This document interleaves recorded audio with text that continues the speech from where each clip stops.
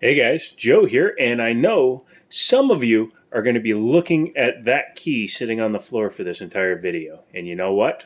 I probably will too, but I'm not doing anything about it. So let me know if you guys watch that for the whole video. It may disappear, but probably not. Anywho, how you guys doing? This is Joe, Jiminy Show here, and today we're taking a look at another fine product from the Sig Sauer family. For those of you that don't know, I do work for Liberty Arms down in Harrisonburg, Virginia. Google them, check them out. They can get you stuff like this one. And from time to time, stuff comes in that, well, you know what? It's just cool enough for me to say, ooh, me wanty. And yes, a lot of other adults look at me funny when I do that. But hey, I'm armed. What can they do? In this box, we have a firearm that came in on trade.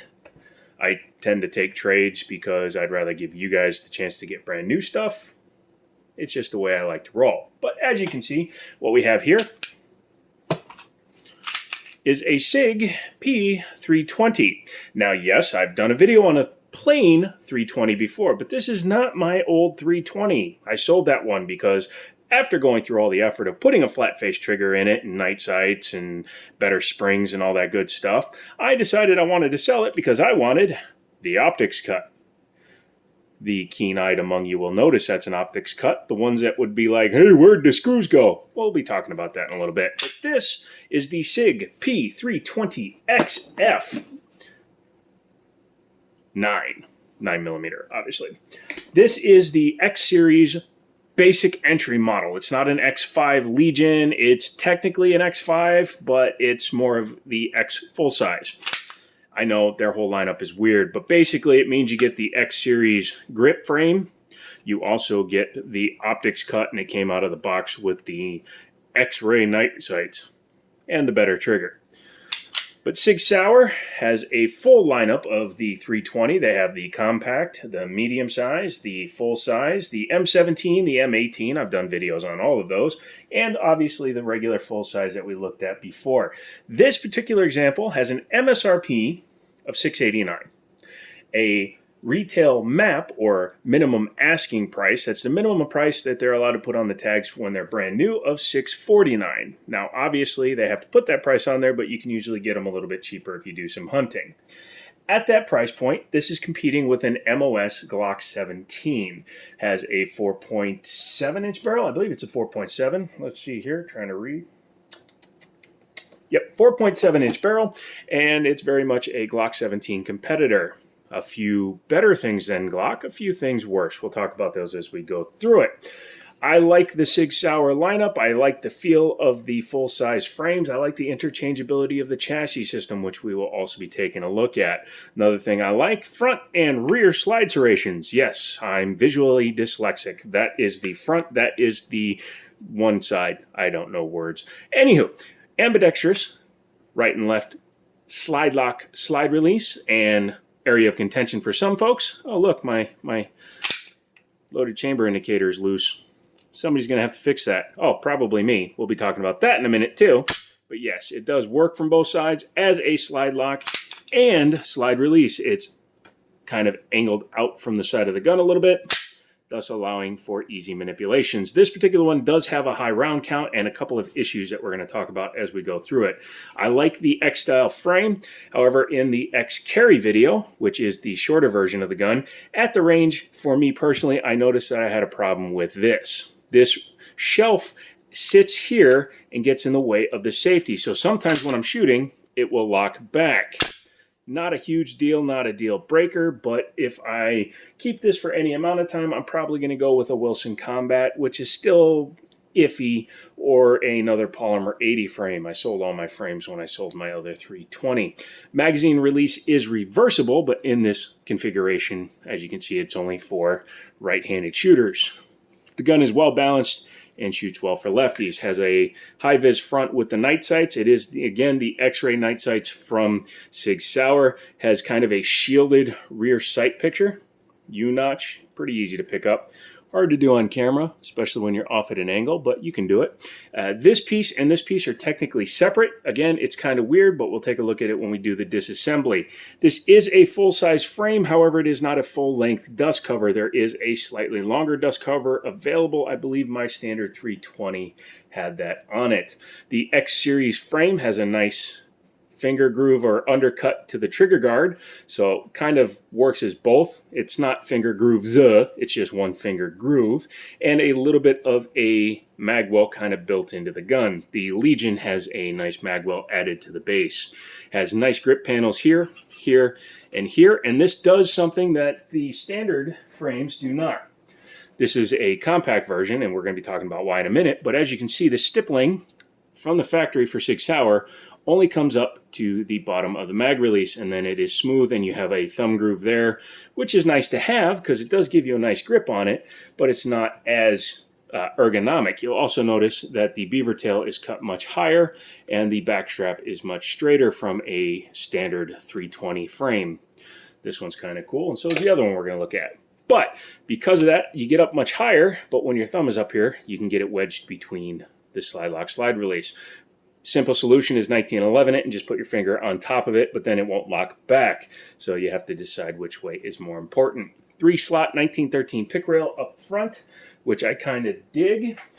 This is another variant of the frame, and as you can see, the dust cover is the same length, but it's actually got an additional slot there, so the optic, or excuse me, the laser, yeah, because put an optic under your gun. Actually, I was thinking about doing a 45 and a 90 so that I could put an optic and go full gangster. But this one allows you to pull the lighter laser back farther because this is supposed to be for like in waistband concealment since it's a shorter frame.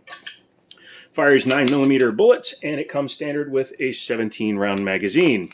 Smaller frames require the 15-rounders, otherwise the 17-rounders stick out just a tiny bit, which I'll show you here. If you can live with that, great. If you don't want to live with that, get some 15-rounders so that when you're running this frame, you can just run smaller mags. And yes, I keep saying you can run this frame because the SIG 320 is a modular frame. But before I do that, let me show you.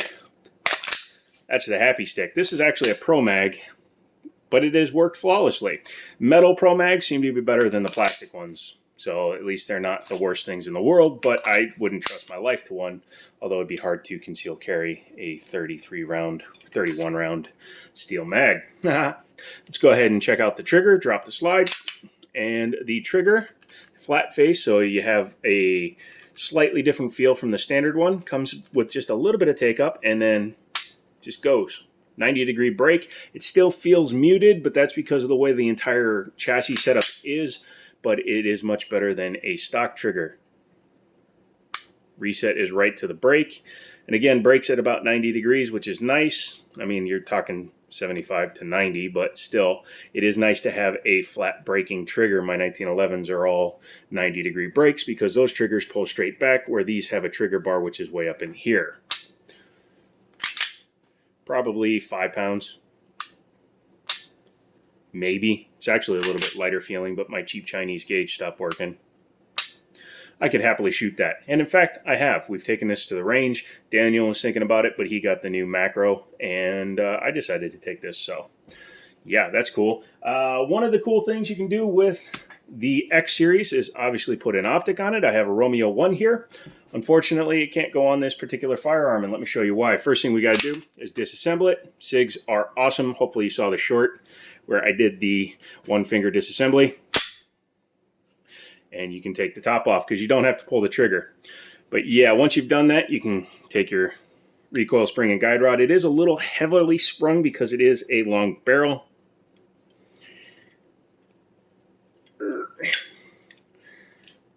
Okay, well, it's also being a bit of a biatch today.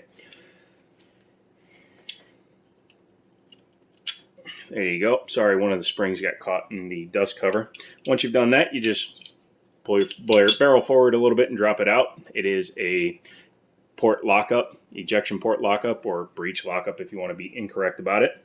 Inside, it's very nicely finished. They took a little bit of weight off here to match the weight that you lose when you get an optics cut back here, which is pretty nice. Striker fired back here. You can get to your extractor from right there. Even though it's technically there, it uses an internal spring on the side, kind of like a 1911. We'll be taking a look at that because we have to do something with that.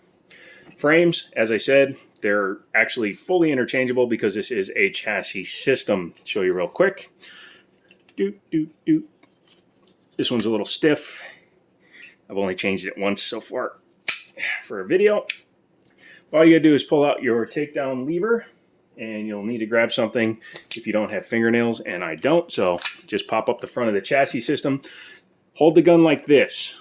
So if you're a right-hander, this is my right hand, hold it like this, because in the fire control group, you got pins that if it's the other way could potentially fall out. So I always keep the fire control group like that. This is the fire control group. Technically, this is the firearm, has the trigger bars and everything. So if you want to change it up and go with, say, that one, or we're going to go with the blue and tan one because that's pretty cool. My stipple guy, Greg at Liberty Arms, did this one, and I really dig it.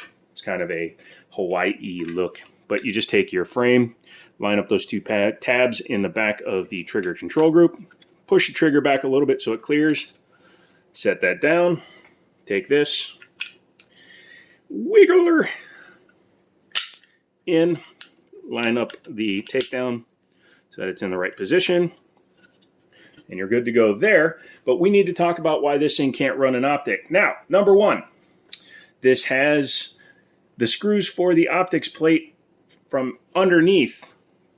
Obviously, the optic screws in from the top, but the optics plate is held in from underneath. It uses two screws. In order to get to that screw, you actually have to push in the extractor plunger, making sure not to lose your extractor, so that you can drop the striker tube cover, and then you can get the extractor spring out so you can get to that screw.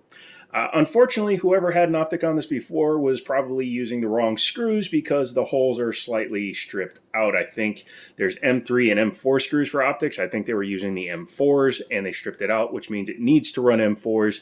However, that Romeo 1 came with M3s only, so I'm going to have to find a set of screws for this. Otherwise, it's going to have to be re-tapped and different screws put in it. Not a big deal. It's a pain in the ass, but I'm getting the gun cheap enough that I'm willing to do it. The loaded chamber indicator, for some reason, I think is in the wrong way. Because, yeah, it shouldn't be doing that. It shouldn't be moving like that. So I'll be taking that out and seeing what the heck is wrong with it. But for the demonstration purposes of the gun, I can put it back the right way. This is why the spring was sticking, because it goes in at an angle. And then you have to push it in. And when you have nerve damage, it can be a little bit difficult. So give me a second. There you go. Spring will seat, and it will be sitting parallel to the rest of the frame, or excuse me, the slide, so that it will be able to seat correctly back on the gun. As long as you reassemble it the right way, you should not have any problems with the reassembly. Sorry, you have to make sure to clear the drop safety and these rear rails. Once you've done that, pull your gun back, lock it into position, hit your takedown lever so that it comes back flat, and you should be able to just drop the slide. Like I said, I'm going to have to do something with the loaded chamber indicator, but with this frame on it, obviously you'll lose a little bit of length that way, and if I had a 15 rounder, it'd be tucked up flush, and it would be a little bit more concealable. But it does allow you to customize and make your gun unique. What are my thoughts on the 320? Well, considering I've owned a couple and I've done a lot of videos on them, I must like them. I've taken this one out, I've shot it, that's why my fingers are dirty from the disassembly, and it shoots really well. I'm a little sad that I can't put the optic on this one, but I will live, and we will just have to see what comes up. A lot of times guys will put like the Romeo Zeros on these, which are the smaller ones. The Romeo 1 is a full size, and the Romeo 2 is the beefier one made for the 10 mil. But I will see about fixing that. We'll make a short or something demonstrating it when it's fixed. If you're looking for a 320 in any variant, look us up at Liberty Arms, Harrisonburg, Virginia, and tell them I sent you, and we will give you a good deal, fair price, ship it out to you, and you'll be happy. Well, to your FFL, of course. That's it for this one. I'm going to come back again with a follow-up on this one after I put some rounds through it. I've got a ton of video from the range. However, I'm trying to put multi-trips together into one long video for each model. That way you see 400, 500, 600 round reviews versus just my first 100 with no follow-up. So those take a little longer to produce. They take a little bit more money to produce. So if you wouldn't mind hitting up Liberty Arms and telling them I sent you and subscribing, it will help grow the channel. And if you made it through the whole video without screaming because those keys are on the floor, well, you're a better man than I. Or woman. I'm not judgmental. Come back for the next one. And as always, I'll talk to you later.